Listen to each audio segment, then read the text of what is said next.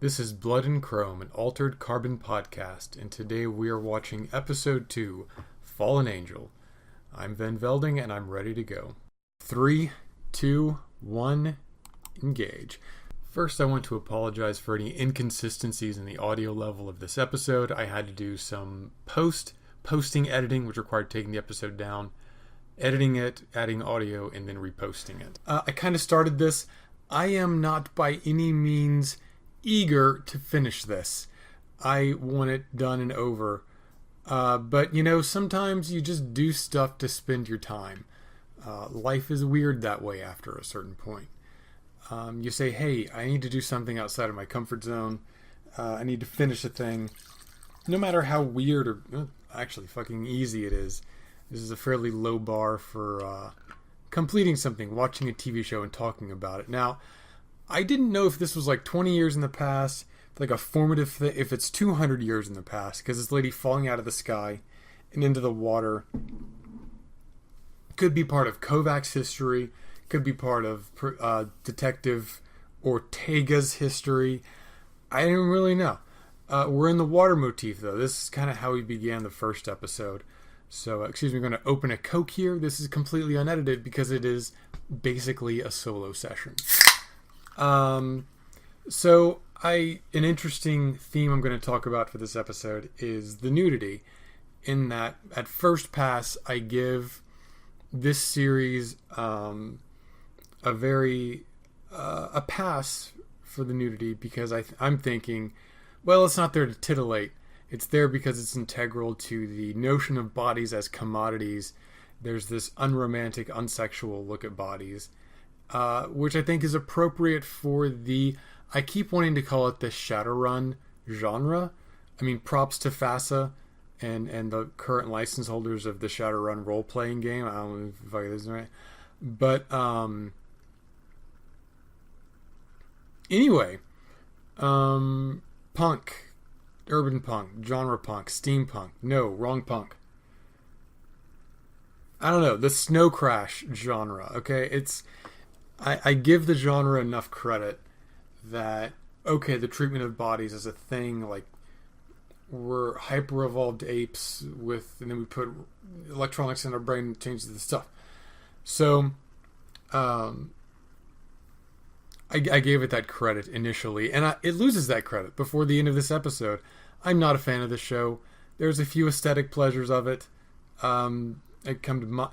Anyway, so the deal is that this guy's got a body that's like super beat up, and I would like to think that comes up later in this series, that it becomes relevant, because god damn, this is episode 2 and it feels motherfucking spars.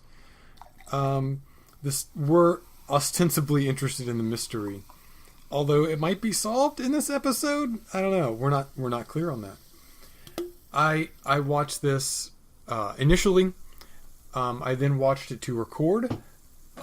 There was something off with my vocals in that episode, and it turns out that I briefly disconnected my Snowbell mic here, and Audacity, as a very clever program, said, hey, he probably needs to use his mic now. And then his webcam mic. So after I plugged the Snowbell back in, it's like a half a second operation. Audacity said, yeah, we're still using the webcam until you tell me otherwise. I recorded the whole thing in webcam during a rainstorm with thunder and lightning. It was atmospheric as fuck. Thor was my co-host. However, the quality was real bad. That is available. That one's a little more focused than this episode, simply because, god damn, I am not a fan of this show. I am nominally interested in this genre whenever it brings up fascinating points of philosophy. This show seems to be held together by sex scenes and Riker scenes, which is my term for action scenes that are just designed to keep your interest. Obviously, a bad series or a bad movie is nothing but Riker scenes held together by some kind of shitty plot designed to pitch right across the plate of idiot America. So this plot's intriguing to me in that I had faith and where it's going, right? It's going to go somewhere, and we're going to learn something, and it's going to be clever, and like, oh, look how this world works. We've learned so much, the world and the characters and things and stuff. It's losing that confidence quickly. That's the element of the mystery. So we'll see though. I'm trying to keep an open mind. We're going to watch this whole thing, hell or high water. Hell,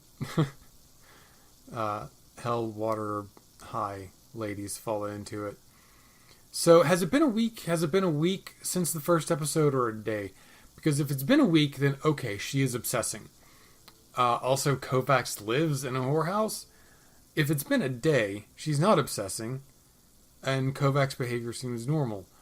I tend to think it's been a week, but then Kovacs has done fuck all with this investigation, and he continues to do fuck all with this investigation.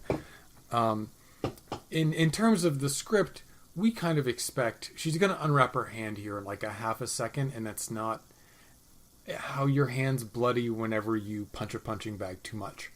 I've done that. Experience. That's not how it works. Anyway, so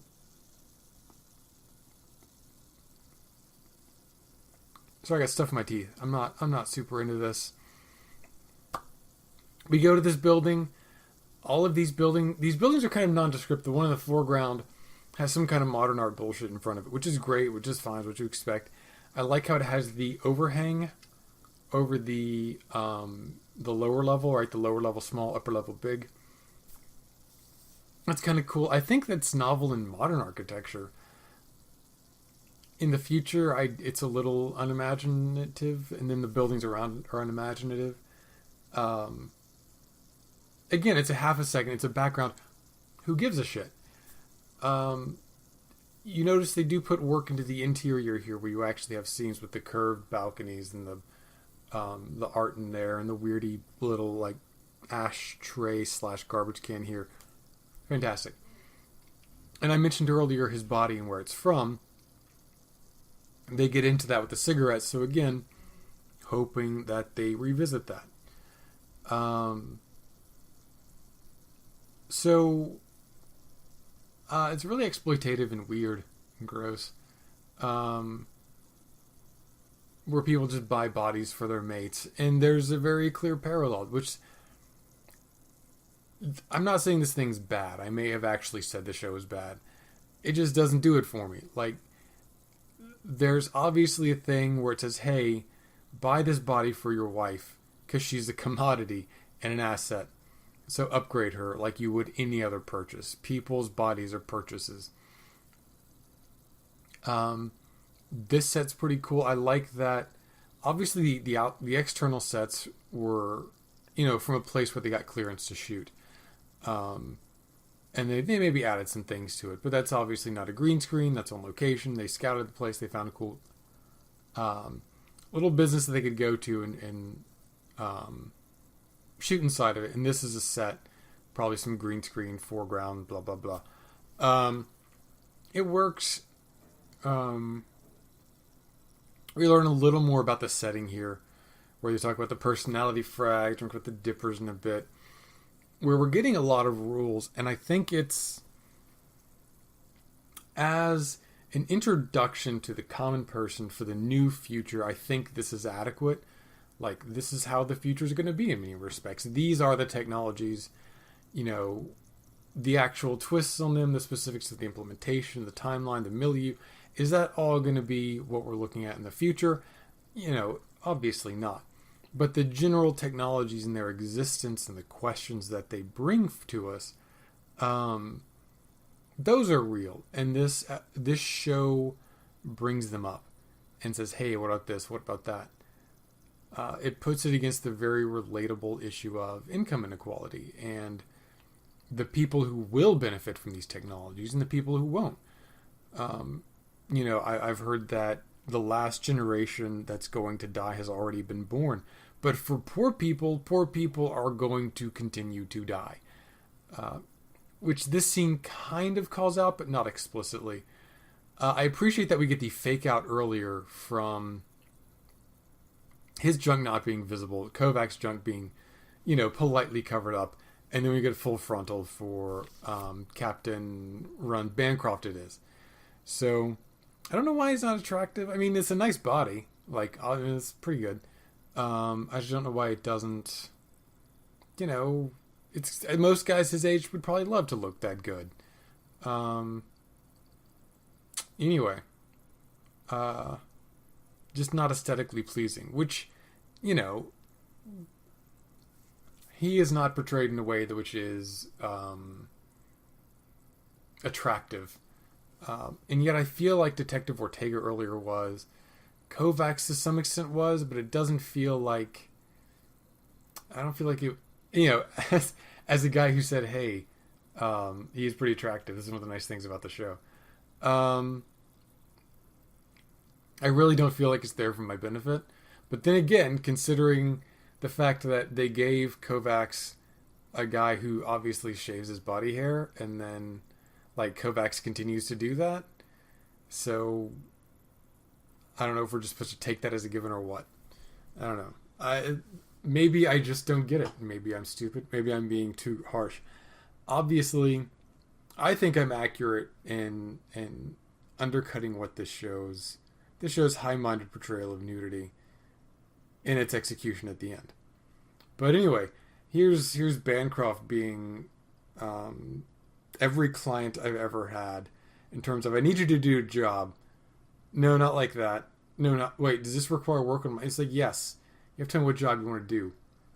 One of the things you learn is you just fucking do it. And if they're unhappy, you're like, well, fuck you, I did it. So, I mean, you got to feel it out. Client to client. But if you try to communicate with someone and they say, hey, don't do it. You take whatever power you have and you get it done. You say, hey, look, here's what's been done. I need your input on this, or, Well, what you do is, not to interrupt this macho moment between dudes where Bancroft thinks he's all hard because he got money and Kovacs is all hard because he hard. Like, Bancroft literally picked one off of the shelf. This is like, I want the hardest motherfucker in the joint. And then he went through, the profiles, I want the hardest motherfucker in the joint to solve his murder, which is stupid. And Bancroft is an idiot, first and foremost. He fucking killed himself, and then he hired a terrorist and a murder body to solve his murder. Because what the fuck? I mean, who wouldn't put Osama bin Laden into the body of the 20s Arnold Schwarzenegger and have him solve the fucking Lindbergh baby mystery? That's perfectly reasonable. Anyway, so she's here. I do like the cheekiness of the who'd want to kill me, because she's supposed to be in charge of that from last episode, where, guys did try to murder him last episode, and she was there, and she's investigating that. And what? I love this scene. It's probably my favorite scene of the episode. I like the presentation of the virtual space, the artificial intelligences, the history of the world. There is a whole other conflict here, which may or may not have anything to do with our main conflict, but probably doesn't. This show is a little preoccupied with selling the setting to us, but it is doing it piecemeal, and it's not suddenly important. So I think we are going, assuming some or most of these concepts are going to play into the central conflict, the mystery of Bancroft, no matter how thin that mystery play is, we're going to have some familiarity with them before they come up. It's not going to say, hey, here's a rule, here's how it factored in the murder, oh my god, here's a twist on it. I think we're going to get the concept, understand the concept, maybe see a few repercussions, then we're going to see how it connects to the murder, and then see a twist or an interaction where two of these ideas come together. Bare minimum. I love the mute AI. I think it's fascinating. I love that they have avatars, which are kind of in keeping with their characters. I don't know. We assume that Poe is the artificial intelligence that was created for an Edgar Allan Poe themed hotel. So I assume that the avatars of these other people were similarly created by humans. Here we learn that Poe is kind of the data of our story, which is fine. a data in this kind of environment, I don't feel is derivative. I feel it's actually kind of original. I edited the most toys not too long ago, and putting Data into this adversarial situation, putting him down in the muck, you get a new side to him, and Poe is definitely a great showing of that, where he's a decent guy in this asshole robot club. I like these characters. They're distinct, they're macabre, they have their own agenda, they're their own kind of jerks.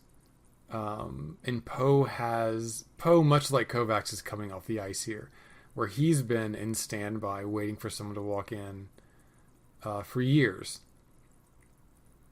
This woman's just terrible at driving, because like we saw in the first episode how she crashes the car for like no reason, and then she can't get across town and back to harass Kovacs without missing a meeting. That's a guy. I just like it. It's again, it's my favorite scene of the episode.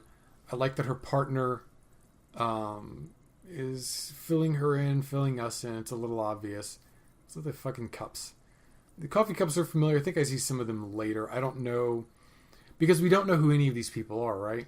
We learn later that Ortega is a daughter. She has a mother, so she's not like anyone important. He could be German guy. That's what I guessed earlier. He's obviously having sex with Ortega's mom. So he could be anyone, and he could be kind of not interfering with her actions, not because he's a good friend, but because Ortega's on this trail, and he can follow Ortega, who's following Kovacs, to stay on top of this. Now, how does like a German guy end up as a mid-level dude inside of a fucking Los Angeles police department? I don't know. I assume it's Los Angeles. So this seems pretty good, because we kind of get to see the personal issue lead to the consequences, to the dramatic moment, to the world building, where we understand how I believe just an administrative loss of a body. We see her, and maybe this girl's related to this woman.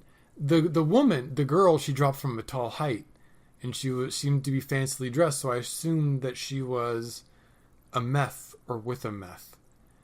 And this lady, but the girl's been dead recently, maybe? But then this lady's been waiting for a long time, and she seems average. She's not a meth, she's just angry. Because meths are assholes, and they would be making threats at this point. So the girl dies, and mom's looking for her. So how long has the girl been dead and on this slab?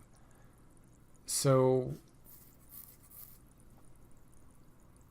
I don't know. I guess because we cut to the girl in the water, we know that it's her, which honestly I didn't, because I just assumed it was a preoccupation. So her girl was like a regular person who went up to Meth Town and fell off the edge of one.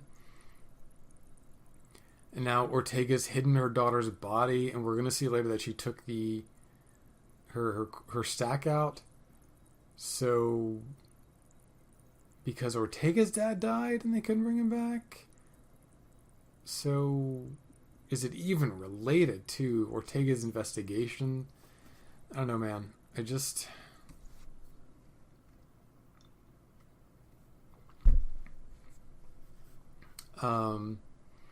seems like a random element.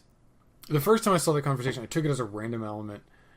This is just part of Ortega's life, and now she has to do a thing.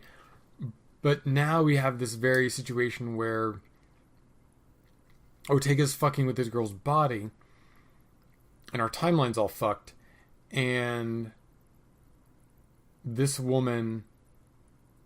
sorry, I'm losing. So Ortega's messing with this woman's body, and as it just so happens, because of her Kovacs thing, she's late to a meeting, So she doesn't. So she has to talk to this lady who just so happens has a connection with the daughter and stuff. Uh, and here he's just like deleting shit. He's just deleting files straight up, just like blip blip blip. He's not like only show this one or only show that one.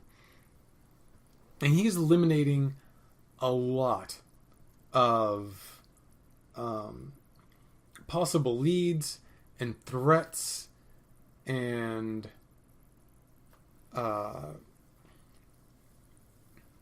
he just cuts it down to one guy, and he disregards a lot of other things to go after one person because he's bad at this, because he's just really, really bad at this. I mean, do they not have ballistics in the future? Isn't that a slug thrower? Excuse me. Wasn't Bancroft assassinated by like an energy weapon to blow up his stack so they couldn't recover it? So are they saying that? Because like there's a muzzle flash, right? Which I don't think energy weapons have a muzzle flash. So then it's just a standard issue, stupid, super high res picture of fucking, I don't know. People have cell phones in the future. I mean, he has an Oni, right? So it's all on your eye. So it means you need a dedicated camera again. I don't know. Maybe they're not that hard to get. But, I don't get it. None of it makes sense. I like that he's in this part of town, it's Grand Avenue, which probably tells us what used to be city that we're set on. But I kind of wish that she was like in a Hamilton production. I assumed it was a musical. The cargo container village is an interesting idea. Like, I don't want to poke too hard at how that started. But, it's pretty interesting. How does any person have an address here? It's like in row H, section 7, level 2. See, I think that's the Golden Gate Bridge. Maybe it's just like a crane in the background. So, wherever it is, they have a subway. I don't know if San Francisco has a subway. I think Los Angeles. Yeah, Los Angeles does. So, yeah, he does this investigation, which, again, he got the address of a guy who lives in the slum. Doing more than squatting, I suppose. It's been a couple hundred years. I can see how you can have extensive modifications, like his little rotunda back there, and his slanted windows there.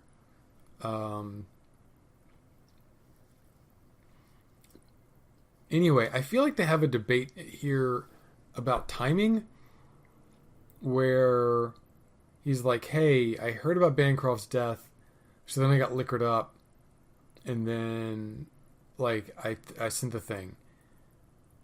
That's what I remember from this episode. So maybe I'm just not clever enough for this show. I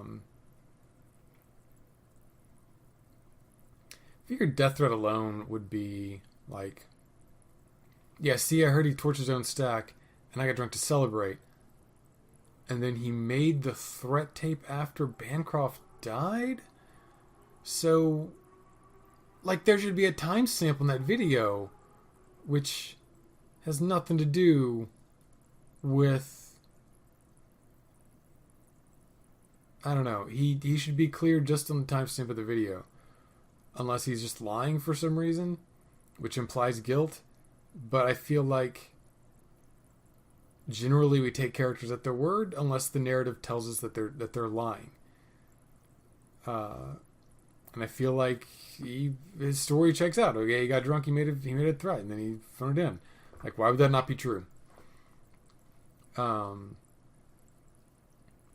it seems like it's an easily verifiable lie, if it is a lie. Right? You just say, was this video made before or after Bancroft was shot? Like, the seminal event of our mystery. Maybe not seminal, the core event of our mystery. So I don't know. I enjoyed the fight scene though.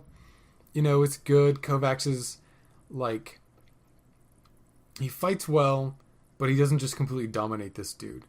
So I understand that there's a measure of like caution, where he's got this guy can't hurt him. Haha, Kovacs isn't gay or nothing. He's not bisexual, which is, yeah. I guess this narrative feels compelled to point that out, or maybe that's the only icebreaker they could think of for that second, to only little witty retort.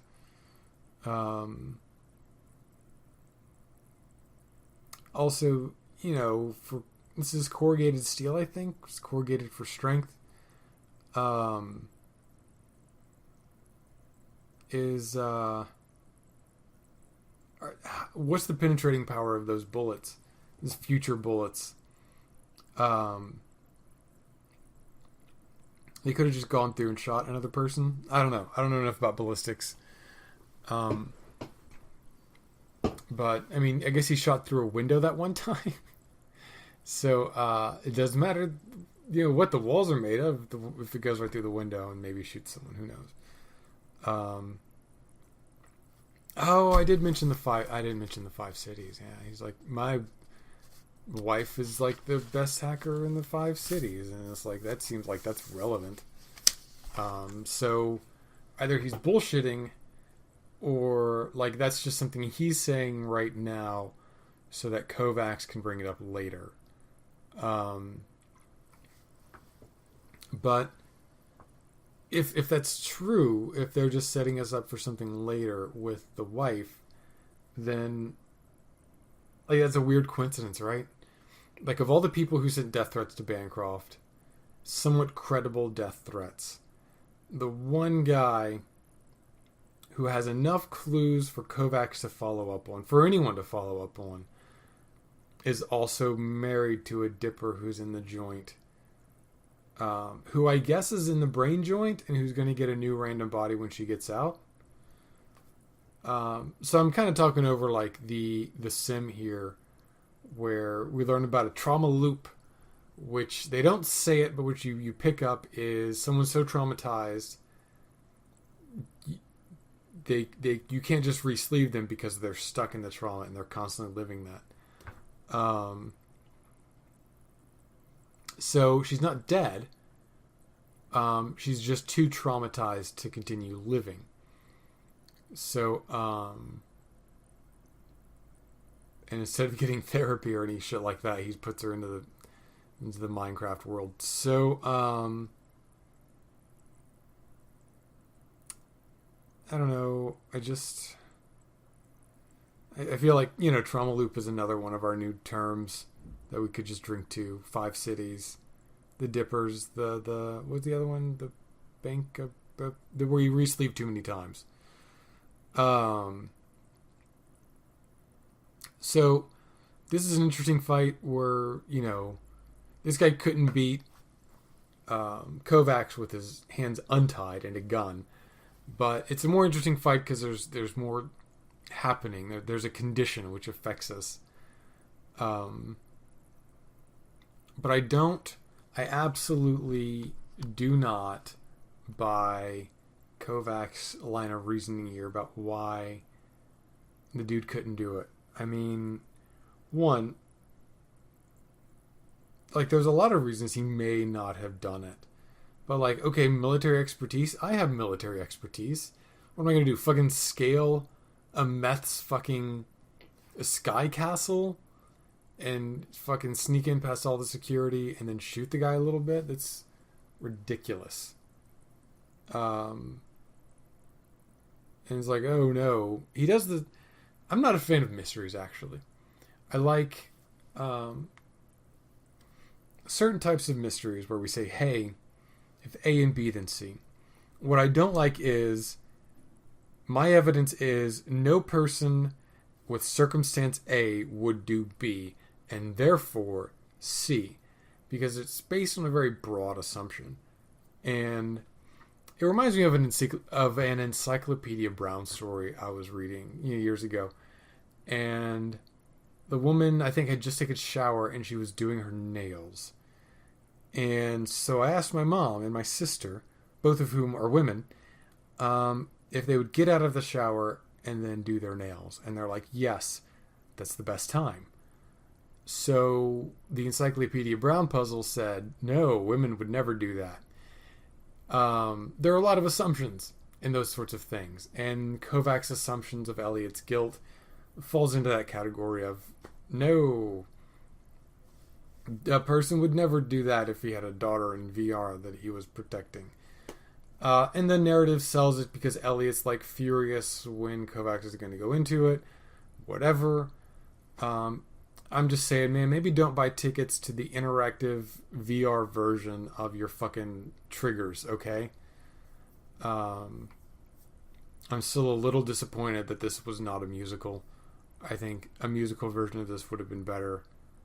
I don't know, what Hamilton guy Lin-Manuel Miranda's doing. I would have loved to have seen him do an Envoy musical for this. Just one number, man, to bring the tone up.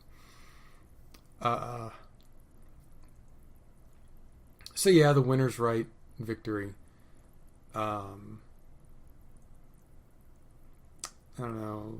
I feel like we go into this and then like it's kind of shitty, and we get this scene with the girl and we learn nothing.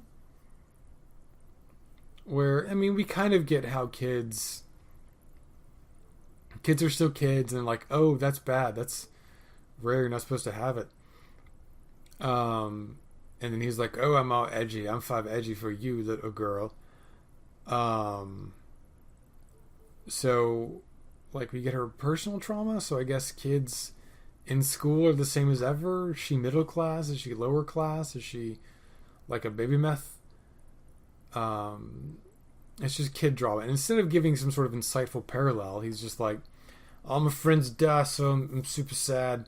It sucks. And I think he's like, someone will shoot all your friends in the stack, he says. And it's just like, dude, chill the fuck out. Like, I get that you're sad. I feel like maybe you have tried too hard to like sell me on that sad, where he goes from like cool operator to like bump womp. It's so sad. I'm edgy kid. Someone's gonna murder all your friends. I don't know what that was all about. Like, I mean, we learn how the envoys ended. And I guess it was a rebellion. And then I mean, he's sad about it, I guess. And when he faces that up, he's willing to say mean things to an 8-year-old or 9-year-old. I mean, okay. This scene's interesting. Life goes on. Moms are moms. Ortega is a real person. She's not like the German guy or someone else, or what's her name, re-sleeved. She is she's got a mom. Unless Ortega was murdered and then replaced with someone, which is a bit much. So, and they have this conflict about religion. I like Ortega's mom because Ortega's mom, maybe change your locks, Ortega, and tell your mom that you've changed your locks. Ortega's mom has like beliefs, and she has like convictions, and she's not like a cartoon person. She is willing to confront the limitations of those beliefs and what they mean, and they mean that they require sacrifice of her, and she has to go without it. So go without things because of her beliefs. I like that the eating is here simply because we understand that some time has passed. This isn't like a 5-minute scene where like they meet and they give their hellos and then they discuss a few things and then Ortega has to run off, and it's like school shows where everyone gets in, they do class, they talk for 5 minutes, they crack some jokes, and then it's the bell again in this 4-minute scene. You've had an entire class session. I don't know if that's ever happened, but I do recall never like checking on it. You know what I mean? Like if it had happened watching the many school-based sitcoms I watched when I was a child, I wouldn't have noticed until after the fact. It feels like it happened. So I'm glad that the thing that I'm imagining perhaps that maybe happened in things that I watched as a child aren't happening in this show for adults as adults. I'm sure that the head of the class, cast and crew, can breathe a sigh of relief, thinking, yeah, we got away with it. They never knew. They only suspected. And no one's going to watch Head of the Class again because why would they? Who was even head of the class? You remember any of those characters? I guess she watches police procedurals. She doesn't have to like follow Kovac's every move. Yeah, her mom knows. I guess she watches Law and Order because Law and Order is still on. We're talking about. Oh yeah, it's just about time for our once per episode. It's the coffee again. That's the coffee I remember. Weird. It's about time for our once per episode assassination attempt. And then we get, I believe this is a man I have dubbed Mustache Watcher, where he watches. He has a mustache. Let's see what happens. I guess he recognized from context this exact area. Maybe he saw a street sign or like a distinctive. That's the same rat too. Rat's here. I guess he lives here. It's his place. Everything about this strip club / whorehouse I kind of enjoy. Because it's obvious that it's converted from an alleyway. Like these are external walls that have been closed.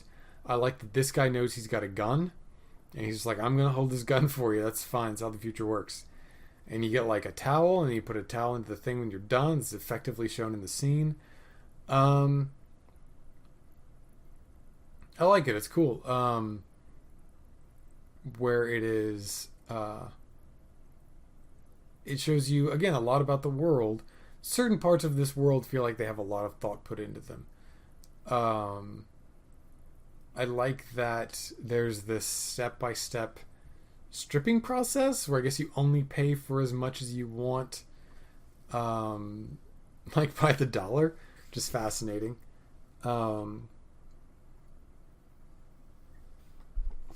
So I forget her name. It's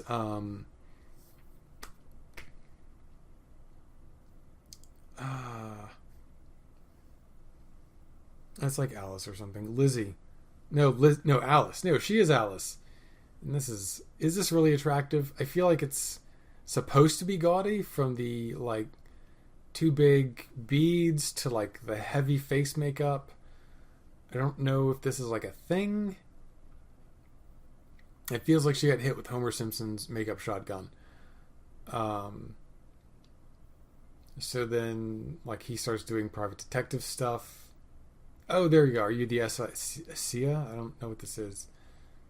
I don't, like, it's not even explained, and it's just a little bit. So this scene's notable because we learn that there is no lie too big for Kovacs. We instantly can't trust anyone, because we realize that any person could be in any body at any time, and this is a really effective show don't tell that. It takes a lot of effort to fake that, or on the other hand, maybe it doesn't, because fucking Kovacs is doing it. He knows a little bit of information, and he leverages that, and that's very hard to do. But we realize, one, that we really can't trust Kovacs, because he'll just do whatever.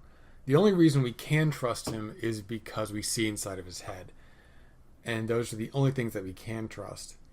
And then we also learn that we can't trust anyone else, which, yeah, I kind of knew, but it's good that this episode knows that this show knows that we're on the same page here. But, especially with clones plus re-sleeving, and then double sleeving, which I think should have been called twin sleeving, because when you double sleeve, I feel like you put a sleeve over the regular sleeve, and therefore the concept is like 2-in-1 and not 2-of-1, which I think twin sleeving would do. You know, and you could say, oh, he's been twin sleeve 3 times. Anyway, doesn't matter. So Lizzie had exactly one regular who was like a meth or something.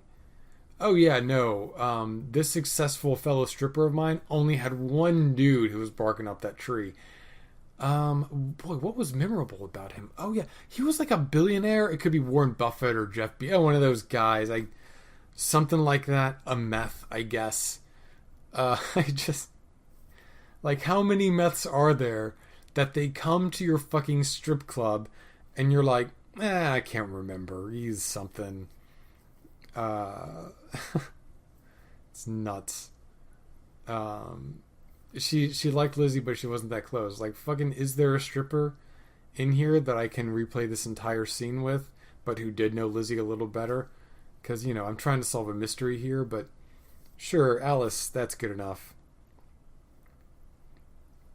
And then, like, he does a thing that might be heartfelt, I guess, but that is actually just, like, maybe part of the Miss Elliot person.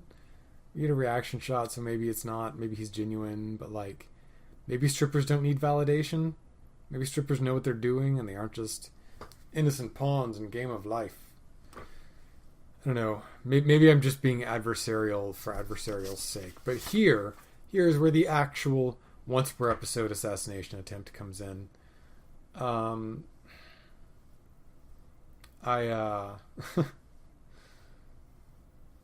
know, I expected it before, and I didn't expect it now. I just expected a scene transition. So, excuse me. So then we think this scene's going to go no way, and then it's going to go another way, and then it ends up going a third way. So it's like, whoa, I don't care at all. And then we get Bane from Batman and Robin up in here, plus some dude, like if Patton Oswalt and Tom Selleck. Who is the dad from Growing Pains? Seville blub blub. I forget his name. Anyway, mustache watcher. Anyway, so we get a fight scene for like almost no reason, and they fight this guy for like no reason. It's like, you're trained to, you were hired to beat up Kovacs, like, right? Like, you were hired to beat up Kovacs, and then there's a guy who's pointing a gun at Kovacs. Like, are you stupid? Are you idiots? It's your thing. You can't even fight well. Like, you can also, there's no amount of drugs you can do that'll let a human punch through bricks. Like, you just, I guess he's got like gloves or whatever shit, so maybe. But I guess I took the mesh sleeves with no shirt as a fashion statement instead of a like forced redistribution system. Conveniently kicked off camera, and then like she arrests him, and then don't know what SeaTac is. Maybe we'll learn later. Drink again. But like, she lets this guy just slip off, and there's two assailants that I guess they also pick up, and then I guess they get medical care or whatever. But I like the concept of organic damage, where it's like, hey, you haven't actually killed anyone or hurt anyone, you've just damaged a body because like their stacks are still intact or whatever. And it's like, well, it seems like all the elements of assault are still there, but I like the recontextualization. Also, I hate this conversation so much. It's like, I'm Ortega and I'm edgy, and he's like, no, I'm edgy, and she's like, if you get too edgy, I'll stop you. And he's like, that's not very edgy of you. She's like, no, it's the most edgy thing of all. I fucking hate this conversation. She is a terrible cop who is too preoccupied with being a rogue to get shit done. She is a loose cannon and she does not get results. And this is for like no reason. Maybe her dad died, or like she has a vendetta against Bancroft for reason, or like she wrote off the murder, and then she thinks that she's unfairly being fucked with by Bancroft, which I want to remind you, apparently Bancroft is fucking with her life, and we have seen none of that.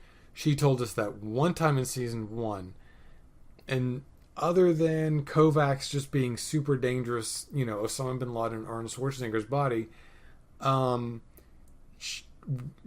should probably say Bruce Lee's body. It doesn't matter. Because I am completely unconvinced of her stakes in this.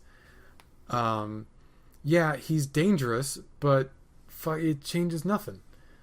It doesn't explain why this is personal to her.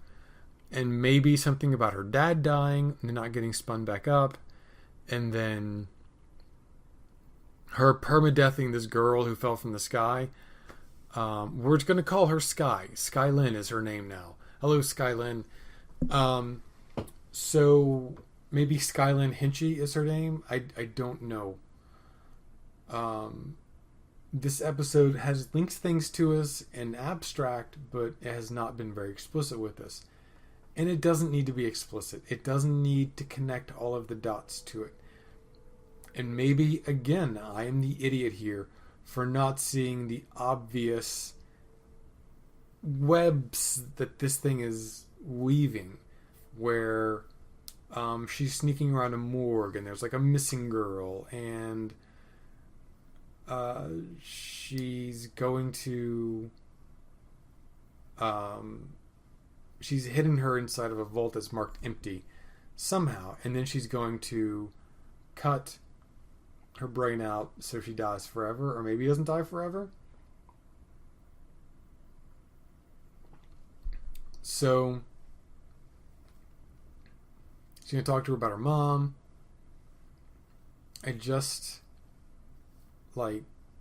Her whole angle is that she is a crazy person with her own agenda about dead people. And maybe her mom was religious, or the girl became religious. She either had her people are having coding put in and taken out. All right, you know what? Actually, fuck all that noise. I like this. I like that Poe has researched this and that he is committed to this. Poe is the one ray of sunshine in an uneven, weird, barely verbal show. And Poe is like, I just want a real connection with a person. And he commits to it, and he puts himself out there, and he's vulnerable, and he's rejected, and he feels bad about being rejected. It makes him a very human character. And for Kovacs going, oh, I'm not doing tech stuff, then, why is he in the plot? He is terminally fighting against this story that we all have to suffer through, Kovacs. We all have to suffer through it until you actually become a good detective, which is never going to happen. We all got to suffer through, including this fucking scene. Anyway, Poe reminds me of a person that I've known before. And everyone else is just weird and pursuing their own agendas, and they're loosely connected. So, I kind of saw this happening in episode 1, where she's walking around with her boobs barely covered and giving fuck you faces to Kovacs' body here. Not really Kovacs himself. So, I predicted she was going to get up on this. She's giving him 21 children, which is interesting. So, she just wants to bone this dude. There's nothing special about him. At best, she's just a stupid idol trophy wife who wants to fuck a dangerous dude.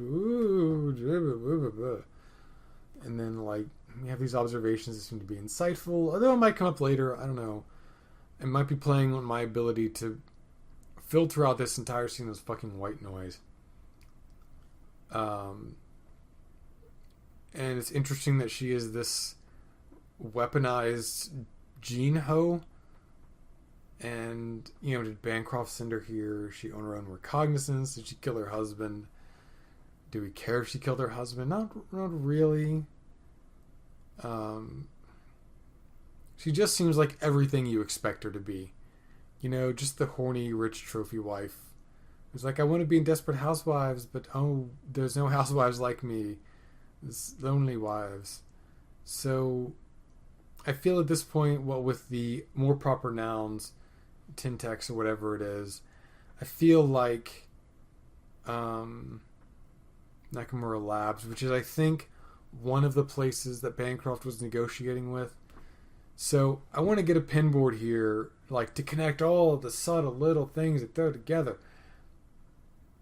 But on the other hand, this episode, this thing is shown, I think, to excess, unnecessarily.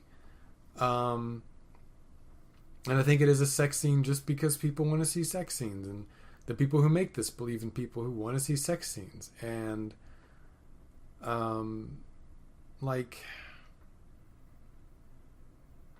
it feels gratuitous. There we go. It feels gratuitous. Or is my words. And I just want to get back to Poe, man. I just want to watch a show on Netflix called Poe and Bullshit. And it's just Poe and Bullshit. We should just rename this series Poe and Bullshit. And then cut half of everything that doesn't have Poe in it. And see what happens. I just want to see what happens. I don't know. It feels more gross than erotic. And maybe that's because I'm a gay dude. And I'm not into the whole thing happening with what's her name. So, we get the confession from Ortega, which I think is the payoff for the background of the cops being set in a converted church. I like it in that the church is not functional. It is simply space in which the functions of society, which include crime stopping, have grown into. So I like that they've used that, what was just background, in a more functional way to show that Ortega's maybe a crazy pants. So,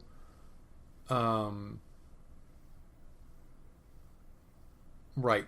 And so she didn't kill this lady, but I guess she recovered the body, and then, oh look, Mary Lou Hinchy. I guess reading is fundamental. So there we go. It did take me 3 turns to get a very basic understanding of the B plot of this episode. So she says she's done things when we cut to Bancroft. So did she kill Bancroft for reasons and then slag his thing? But if I remember correctly, the girl rejected her thing and did the religious coding. I like that she's confessing to no one because she's troubled by the things what that she done. Ortega's rejected her religious coding, so what the girl adopted the religious coding. So she can't be spun back up, so what's the point of pulling her thing? Maybe Ortega has a VR thing at home, which we just learned about.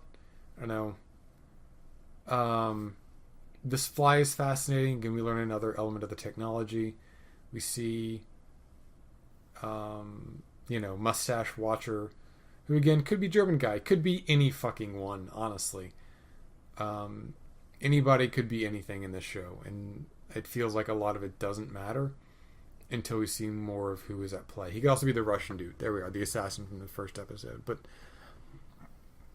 I'm just not into it. I'm not feeling it. And again, maybe it's because I'm stupid. Maybe it's because it took me 3 watches to get the fucking multi-part Hinchy plot, which was fucking done in India ink and in relief. I just I'm not going to defend myself on this.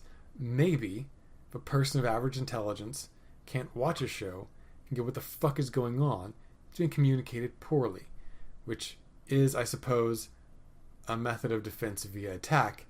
But anyway, fuck this show. Bye.